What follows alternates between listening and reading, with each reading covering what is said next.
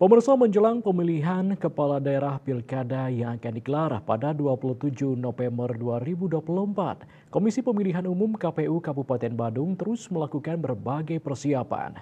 Dengan berbagai persiapan yang dilakukan, KPU Badung optimis dapat mencapai target partisipasi pemilih sebesar 90% pada pilkada mendatang. Ketua KPU Badung I Gusti Ketut Gede Yusa Arsana Putra menjelaskan bahwa target tersebut berdasarkan capaian pada Pilkada 2020 lalu, di mana partisipasi pemilih mencapai 84%, meskipun hanya diikuti oleh calon tunggal. Berkaca pada Pemilu Kada 2020 yang partisipasi pemilih mencapai 84%, pihaknya menargetkan sebanyak 90% partisipasi pemilih pada Pemilu Kada tahun 2024 ini. Yusa Arsana Putra menjelaskan bahwa untuk mengantisipasi terjadinya pemilihan suara ulang PSU, KPU Badung telah melakukan berbagai upaya. Salah satunya adalah memastikan keakuratan data pemilih di setiap TPS.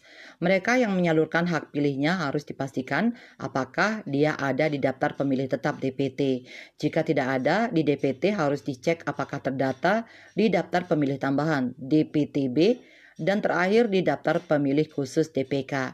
Ia juga menekankan pentingnya pemahaman bahwa KTP elektronik hanya bisa digunakan untuk memilih di tempat di mana KTP tersebut diterbitkan. Terkait potensi surat suara tertukar, Yusa Arsana Putra menyatakan bahwa risiko tersebut sangat kecil dalam pilkada dibandingkan dengan pemilihan presiden dan legislatif. Namun, sortir yang teliti tetap diperlukan saat pelipatan surat suara. Nantinya kepada orang yang ditugaskan melakukan pelipatan surat suara ini diharapkan betul-betul harus melakukan sortir, sehingga bisa lebih mudah mencegah terjadinya surat suara tertukar.